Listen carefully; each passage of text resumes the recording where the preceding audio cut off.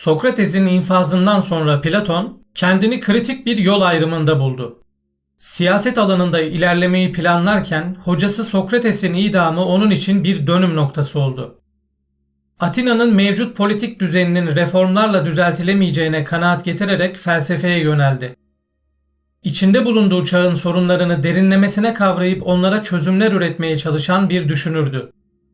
Antik Yunan'ın siyasi ve toplumsal yapısının sarsıldığı, Atina'nın gücünü kaybederek yalnızca bir eğitim merkezi haline geldiği bir dönemde yaşadı. Onun en büyük amacı bu çöküşün nedenlerini anlamak ve kalıcı bir çözüm geliştirmekti. Gelin Platon'un hayatını ve felsefesini daha yakından inceleyelim. Platon, M.Ö. 427 yılında Atina'da aristokrat bir ailede dünyaya geldi. Babası Ariston, Atina'nın soylu ailelerinden biri olan Kodros ve Melantos'un soyundan geldiği söylenen bir aristokrattı. Annesi Periktion ise ünlü Atinalı devlet adamı ve yasa koyucu Solon'un ailesine mensuptu. Platon'un ailesi Atina'nın siyasi ve entelektüel çevrelerinde önemli bir konumdaydı. Bu da onun genç yaşta iyi bir eğitim almasını sağladı. Babasının ölümünden sonra annesi Atina'nın önde gelen isimlerinden biri olan Prilampes ile evlendi. Prilampes Atina'da siyasi nüfuzu olan biriydi ve General Perikles ile yakından ilişkileri bulunuyordu. Bu durum Platon'un hem siyasi hem de entelektüel çevrelerle iç içe büyümesine katkıda bulundu. Platon genç yaşlarından itibaren dönemin önemli filozoflarından eğitim aldı. İlk hocalarından biri Herakleitos'un düşüncelerini benimseyen ve o ekolden gelen Kratlios'tu.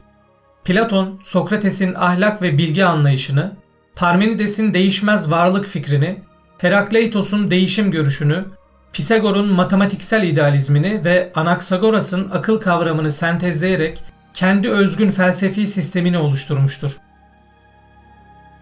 İdeyalar kuramı, devlet teorisi ve ruh anlayışı bu düşünürlerin mirasını barındıran derin ve etkileyici bir sentezdir. Ancak Platon'un üzerinde en derin iz bırakan kişi şüphesiz Sokrates'ti. 20'li yaşlarında öğrencisi olduğu Sokrates, düşünsel gelişiminde belirleyici bir rol oynadı. Bu etkinin en belirli göstergelerinden biri, Platon'un diyaloglarında Sokrates'i merkezi bir figür haline getirmesidir. Onun felsefesini ve yöntemini yaşatmak adına kaleme aldığı eserlerde Sokrates'i başlıca konuşmacı olarak konumlandırması, hocasına duyduğu derin hayranlığın ve bağlılığın açık bir ifadesidir. Sokrates, bireylerin sorgulama yoluyla erdemli olabileceğine inanıyordu. Fakat Platon'a göre bu tek başına yeterli değildi. Toplumun dönüşümü yalnızca bireysel ahlak reformlarıyla değil, güçlü ve adil bir devlet yönetimiyle sağlanmalıydı. Hocası Sokrates'in felsefi duruşu nedeniyle idama mahkum edilmesi, Platon'u derinden etkiledi ve ona göre bir filozof sadece ahlaki bir rehber değil, aynı zamanda siyasi bir otorite de olmalıydı. Bu yüzden ideal devletin başında bilgeliği ve adaletiyle toplumu yönlendiren filozof kral yer almalıydı. Platon'un siyasetten uzaklaşarak felsefeye odaklanması, yaşadığı çalkantılı olayların bir sonucu olarak görülebilir. Yaklaşık 40 yaşındayken Sicilya'ya yaptığı yolculuk sırasında Siraküza hükümdarı Dionysos ile siyasi fikir ayrılığına düşmüş ve bu anlaşmazlık nedeniyle esir alınarak İcina'ya gönderilmiştir. O dönemde İcina, Atina ile savaş halinde olduğundan Platon burada düşman olarak görülmüş ve köle pazarında satılmıştır. Ancak ona hayranlık duyan ve öğrencilerinden biri olduğu düşünülen Kireneli Aniseris Platon'u satın alarak serbest bırakmıştır. Bazı kaynaklar ise özgürlüğünün fidye ödenerek sağlandığını belirtir. Bu olayın ardından Platon Atina'ya dönerek akademiyi kurmuş ve hayatını felsefeye adamıştır. Hayatının geri kalanında Platon, Atina'da kurduğu akademide dönemin en parlak bilim insanlarını ve filozoflarını bir araya getirerek düşünce dünyasına yön veren eserler kaleme aldı. Bu eserler Sokrates'in yöntemini ve etkisini sürdürerek diyalog formunda yazılmış, yalnızca felsefi metinler olarak değil, aynı zamanda edebi şaheserler olarak da kabul edilmiştir. Akademisi tarihin ilk üniversitelerinden biri sayılır ve felsefi tartışmaların merkezi haline gelmiştir. Kesin kuruluş yılı bilinmemekle birlikte birçok kaynak akademinin M.Ö. 388-387 yıllarında kurulduğunu belirtmektedir. Platon'un eserleri 3 döneme ayrılır. Gençlik dönemi. Bu dönemde yazdığı eserler Sokratik diyaloglar olarak adlandırılır ve ahlaki erdemler üzerine yoğunlaşır. Sokrates'in savunması, Kriton, Etifiron ve Gorgias gibi diyaloglar Sokrates'in sorgulayıcı yöntemini ve karakterini ölümsüzleştirme amacı taşır. Olgunluk dönemi. Bu dönemde Platon yalnızca sorular sormakla kalmaz, aynı zamanda kendi felsefi görüşlerini de geliştirmeye başlar. Devlet, Şölen, Phaedros ve Menon gibi eserleri onun ideal toplum düzeni ve bilgi teorisi üzerine görüşlerini ortaya koyar. Yaşlılık dönemi. Platon'un bu dönem eserleri daha teknik ve soyut felsefi meseleleri ele alır. Parmenides, Sofist ve yasalar onun bilgi, dil, etik ve politika anlayışındaki olgunlaşmayı gözler önüne serer. Bu üç dönem Platon'un felsefi düşüncesinin nasıl evrildiğini ve onun metafizik, etik ve politika anlayışının zamanla nasıl şekillendiğini gösterir. Platon'un bilgi anlayışı onun en temel felsefi meselelerinden biridir ve mağara benzetmesi, bölünmüş çizgi analojisi ve idealar kuramı ile açıklanır. Platon'un mağara alegorisi, idealar teorisini daha anlaşılır hale getiren bir hikaye gibidir. İkisi de fiziksel dünyanın eksik, geçici ve yanıltıcı olduğunu, hakiki bilginin ise ancak akıl yoluyla idealar dünyasında keşfedilebileceğini anlatır. Platon, bilgiye ulaşma sürecini mağara benzetmesiyle anlatır. Bu benzetmede bir grup insan çocukluklarından beri karanlık bir mağarada zincire vurulmuş halde yaşamaktadır. Önlerindeki duvarda, arkalarında yanan ateşin ışığında yansıyan gölgeler dışında hiçbir şey görmezler. Bu gölgeleri gerçeklik sanarak onların dış dünyadaki nesnelerle aynı olduğunu düşünürler. Eğer mahkumlardan biri zincirlerinden kurtulup mağaranın dışına çıkarsa, başlangıçta gözleri kamaşacak ve gördüklerini anlamayacaktır. Ancak zamanla güneş ışığına alışarak mağaranın dışındaki gerçek dünyayı ve nesneleri olduğu gibi görebilecektir. En sonunda her şeyin kaynağı olan güneşi fark ederek hakikate ulaşacaktır. Platon bu benzetme ile insanların genellikle duysal bilgiyi gerçek bilgi sanarak yanılgıya düştüğünü ve hakikate ancak felsefi düşünme yoluyla ulaşabileceklerini anlatır. Ona göre filozoflar mağaradan çıkıp gerçeği gören insanlardır ve toplumlarını aydınlatmakla görevlidirler. Mağara içinde yaşayanlar için bildikleri tek gerçekliği temsil eder. Platon'a göre mağara duysal dünyayı, yani insanların doğuştan beri deneyimlediği fiziksel evreni sembolize eder. Zincirlenmiş mahkumlar, mağaranın duvarına bakarak gölgeleri izleyen bu insanlar bilgisizlik içinde olan bireyleri temsil eder. Duyularına bağımlı olan ve gerçeğin yalnızca gördükleri şeyler olduğunu sanan insanları simgelerler.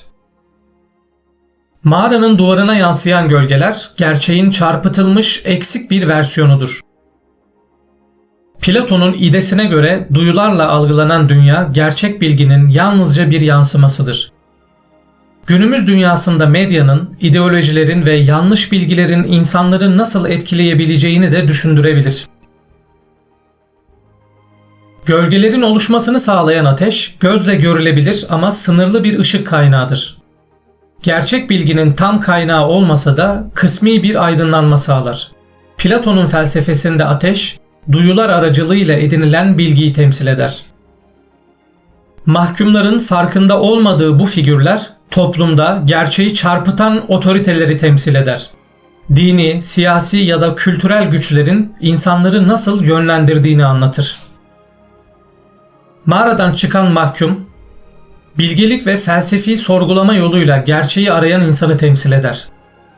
Platon'un filozof kral fikrine dayanarak toplumun aydınlatıcısı olabilecek bir kişiyi simgeler.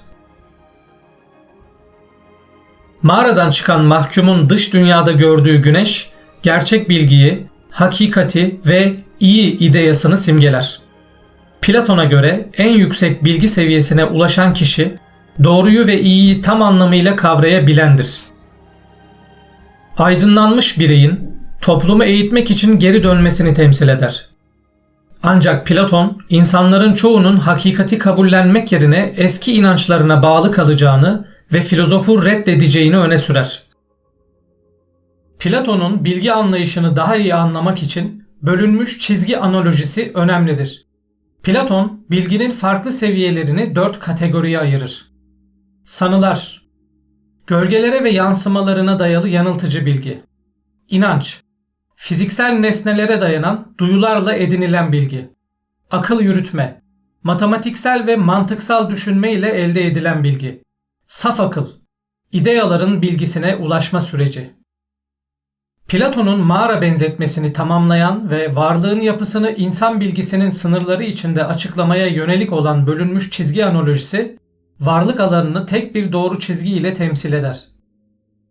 Platon'a göre bu doğru tam ortadan ikiye bölünerek üst ve alt olmak üzere iki ayrı bölüme ayrılır. Üst kısım akılla kavranabilir ideyalar dünyasını, alt kısım ise duyuyla algılanabilir fenomenler dünyasını temsil eder. Ancak Platon burada durmaz. Bu iki bölümlerin her birini de tekrar ortadan ikiye bölerek 4 ayrı bölüm ve dolayısıyla 3 dereceli bir varlık anlayışı ortaya koyar. Varlık düzleminde en üst bölümde ideyalar yer alır. Bunlar bu dünyadaki tüm varlıkların ve niteliklerin kusursuz örnekleridir. Hemen altındaki kesitte ise matematiksel varlıklar bulunur. Fenomenler dünyasına geçildiğinde üst kesitte ideyaların gölgeleri olarak bireysel varlıklar yer alırken en alt kesitte duyusal algıyla kavranan nesnelerin yansımaları, gölgeleri veya suretleri bulunur. Platon'a göre gerçek varlıklar yani ideyalar fenomenlerin varlık sebebidir. Bu bağlantı ideyaların duyusal dünyaya aşkın ancak onun içinde işlevsel olmasıyla mümkün olur. Bilgi de bu bölümlemeye paralel olarak iki ana kategoriye ayrılır. İdeyalar dünyasıyla ilişkili olan episteme ve fenomenler dünyasına ilişkili olan doksa.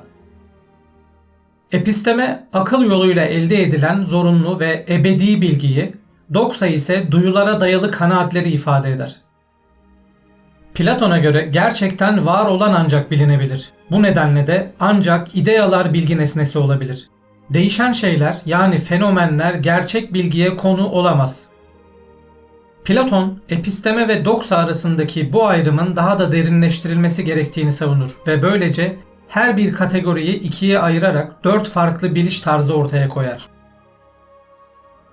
En alt seviyede yer alan hayal, gerçekliğe en uzak olan bilgi düzeyidir. Zihin, burada gölgeler ve yansımalarla karşı karşıyadır.